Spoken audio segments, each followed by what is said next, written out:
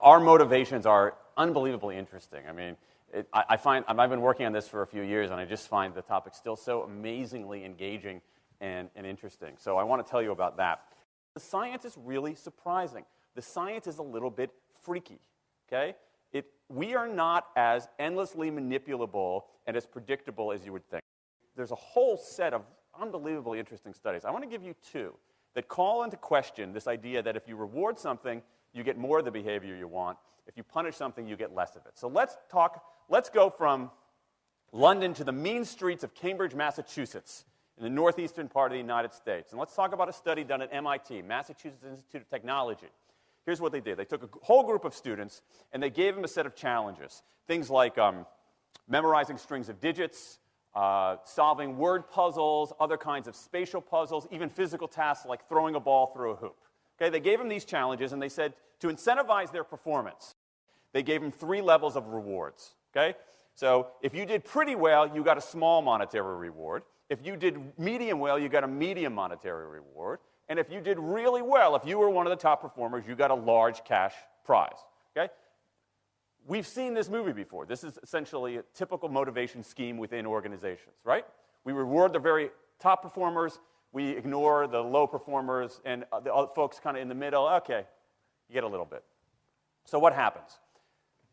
They do the test, they have these incentives. Here's what they found out. 1, as long as the task involved only mechanical skill, bonuses worked as they would be expected. The higher the pay, the better their performance. Okay, that makes sense. But here's what happens. But once the task called for even rudimentary cognitive skill, a larger reward led to poorer performance. Now, this is strange, right? A larger reward led to poorer performance? How can that possibly be? Now, what's interesting about this is that these folks here who did this are all economists, 2 at MIT, 1 at the University of Chicago, 1 at Carnegie Mellon, okay, the top tier of the economics profession. And they're reaching this conclusion that seems contrary to what a lot of us learned in economics, which is that the higher the reward, the better their performance. And they're saying that once you get above rudimentary cognitive skill, it's the other way around.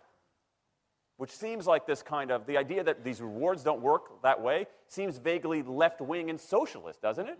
It's kind of this kind of weird socialist conspiracy. For those of you who have those conspiracy theories, I want to point out the notoriously left-wing socialist group that financed the research, the Federal Reserve Bank. So this is the mainstream of the mainstream coming to a conclusion that's quite surprising, seems to defy the laws of behavioral physics. So this is strange. It's strange finding. So what do? They say, this is freaky. Let's go test it somewhere else. Maybe that $50 or $60 prize isn't sufficiently motivating for an MIT student, right? So let's go to a place where $50 is actually more significant relatively. Right? So let's take the experiment. We're going to go to Madurai, India, rural India, where $50, $60, whatever the number was, is actually a significant sum of money. So they replicated the experiment in India roughly as follows. Small rewards, the equivalent of 2 weeks' salary. Small performance, low performance, 2 weeks' salary. Medium performance, about a month's salary. High performance, about 2 months' salary. Okay, so those are real good incentives. Okay, so you're going to get a different result here. Well, what happened, though, was that the people offered the medium reward did no better than the people offered the small reward. But this time around, the people offered the top reward. They did worst of all. Higher incentives led to worse performance. What's interesting about this is that it actually isn't all that anomalous. This has been replicated over and over and over again by psychologists, by some extent by sociologists, and by economists, over and over and over again. For simple, straightforward tasks, those kinds of incentives, if you do this, then you get that, they're great. For tasks that are algorithmic, set of rules where you have to just follow along and get a right answer, if-then rewards, carrots and sticks, outstanding. But when the task gets more complicated, when it requires some conceptual, creative thinking, those kinds of motivators demonstrably don't work. In fact, money is a motivator at work, but in a slightly strange way. If you don't pay people enough, they won't be motivated. What's curious about, there's another paradox here, which is that the best use of money as a motivator is to pay people enough to take the issue of money off the table. Pay people enough so that they're not thinking about money and they're thinking about the work. Now, once you do that, it turns out there are 3 factors that the science shows lead to better performance, not to mention personal satisfaction. Autonomy, mastery, and purpose. Autonomy is our desire to be self-directed, to direct our own lives. Now, in many ways, traditional notions of management run afoul of that. Management is great if you want compliance, but if you want engagement, which is what we want in the workforce today as people are doing more complicated, sophisticated things, self-direction is better. Let me give you some examples of this, of almost radical forms of self-direction in the workplace that lead to good results. Let's start with this company right here, Atlassian, an Australian company. It's a software company, and they do something really cool. Once a quarter, on a Thursday afternoon, they say to their developers, for the next 24 hours, you can work on anything you want. You can work on it the way you want. You can work on it with whomever you want. All we ask is that you show the results to the company at the end of those 24 hours in this fun kind of meeting, not a star chamber session, but this fun meeting with beer and cake and fun and other things like that. It turns out that that one day of pure, undiluted autonomy has led to a whole array of fixes for existing software, a whole array of ideas for new products that otherwise had never emerged. One day. Now, this is not an if-then incentive. This is not the sort of thing that I would have done 3 years ago before I knew this research. I would have said, you want people to be creative and innovative? Give them a freaking innovation bonus. If you can do something cool, I'll give you $2,500.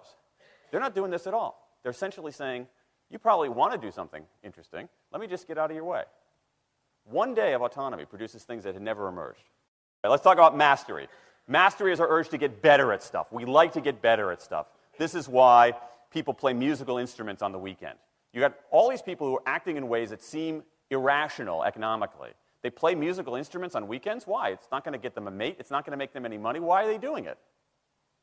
Because it's fun, because you get better at it, and that's satisfying. Go back in time a little bit. I imagine this if I went to my first economics professor, a woman named Mary Alice Schulman, and I went to her in 1983 and said, Professor Schulman, can I talk to you after class for a moment? Yeah. I got this inkling. I got this idea for a business model. I just want to run it past you. Here's how it would work. You get a bunch of people around the world who are doing highly skilled work, but they're willing to do it for free and volunteer their time, 20, sometimes 30 hours a week. Okay, she's looking at you somewhat skeptically there. Oh, but I'm not done. And then what they create, they give it away rather than sell it. It's going to be huge. I mean, she truly would have thought I was insane. Okay, it seemed to fly in the face of so many things. But what do you have? You have Linux powering 1 out of 4 corporate servers in Fortune 500 companies, Apache powering more than the majority of web servers, Wikipedia. What's going on? Why are people doing this? Why are these people, many of whom are technically sophisticated, highly skilled people who have jobs? Okay, they have jobs. They're working at jobs for pay, doing sophisticated technological work. And yet, during their limited discretionary time, they do equally, if not more, technically sophisticated work, not for their employer, but for someone else for free. That's a strange economic behavior. Economists who look into it, why are they doing this? It's overwhelmingly clear. Challenge and mastery, along with making a contribution. That's it. What you see more and more is a rise of what you might call the purpose motive, is that more and more organizations want to have some kind of transcendent purpose, partly because it makes coming to work better, partly because that's the way to get better talent. And what we're seeing now is, in some ways, when the profit motive becomes unmoored from the purpose motive, bad things happen. Bad things ethically sometimes, but also bad things just like not good stuff, like crappy products, like lame services, like uninspiring places to work. That when the profit motive is paramount, or when it becomes completely unhitched from the purpose motive, it's just, people don't do great things. More and more organizations are realizing this and sort of disturbing the categories between what's profit and what's purpose. And I think that actually heralds something interesting. And I think that organizations that are flourishing, whether they're profit, for profit, or somewhere in between, are animated by this purpose motive. Let me give you a couple of examples. Here's the founder of Skype. He says, our goal is to be disruptive, but in the cause of making the world a better place. Pretty good purpose. Here's Steve Jobs. I want to put a ding in the universe. All right? That's the kind of thing that might get you up in the morning and racing to go to work. So I think that we are purpose maximizers, not only profit maximizers. I think the science shows that we care about mastery very, very deeply. And the science shows that we want to be self-directed. And I think that the big takeaway here is that if we start treating people like people and not assuming that they're simply horses, slower, smaller, better-smelling horses, if we get past this kind of ideology of carrots and sticks and look at the science, I think we can actually build organizations and work lives that make us better off, but I also think they have the promise to make our world just a little bit better.